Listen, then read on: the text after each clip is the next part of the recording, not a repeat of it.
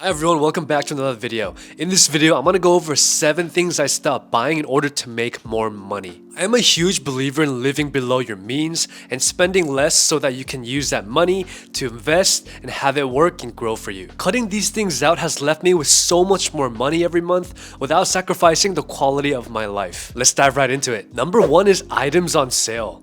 There's a difference between buying something on sale and buying something because it's on sale. Sales can seem like you are saving money at first because when stores do these 30 or 40% off sales, they're just actually using a psychological trick to make you justify that spending in your head. For example, if there's a pair of shoes that you were going to buy anyways and now it's on sale from $200 down to $100, then yeah, you've saved $100, but if you're buying it because it's on sale, then you've got to look at it like you just spent $100 that you weren't gonna spend anyways. Just remember that sales are just a way of multi-billion-dollar corporations to trick you into buying things that you wouldn't have otherwise bought. Number 2 is making investments that I don't fully understand. So many people put their money into investments without really understanding what they're actually investing in. You need to have at least a basic level of understanding in where your money is actually going. Never buy investments due to fear of missing out or due to hype. Chances are that you will lose a lot of money. Number 3 is souvenirs. Look,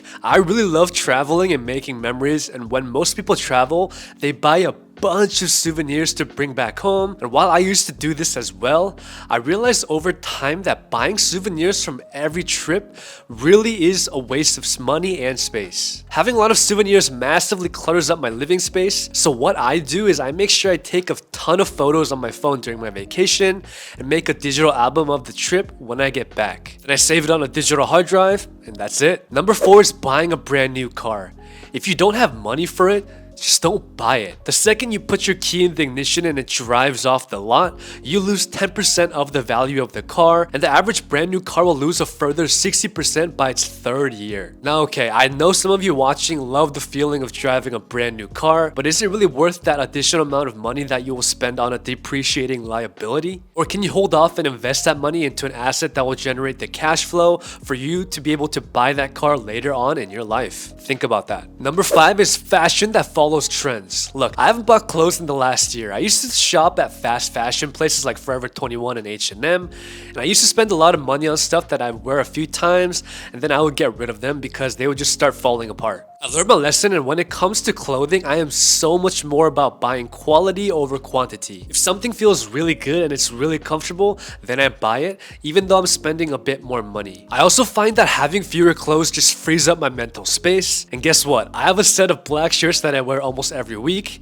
and I love it. Number 6 is books. I personally think reading is super important, and it's a great financial investment to increase your knowledge, and this is something that no one can take away from you. Looks fade and your possessions will disappear over time, but knowledge, once you've acquired it, that's yours to keep and it will always stay with you. What I do is I keep all my all-time favorite books in hard copy on my bookshelf, and then the ones I know that I won't read again, I just either rent or I just get a free digital copy online. Number 7 is buying the updated version of technology every single year. Let's be honest, the rate in which new technology comes out way exceeds our actual need to replace them, but regardless of this, people keep buying them. I've actually found that the more I have a particular thing, the less additional happiness it gives me. For example, when I first got this Apple Watch on my wrist, there was a big jump in my happiness, and going from no Apple Watch to having an Apple Watch, it was well worth my investment. Then a year later, a new version came out and I spent a few $100s more just to get the newest watch, and all that did was give me a slight bump in happiness,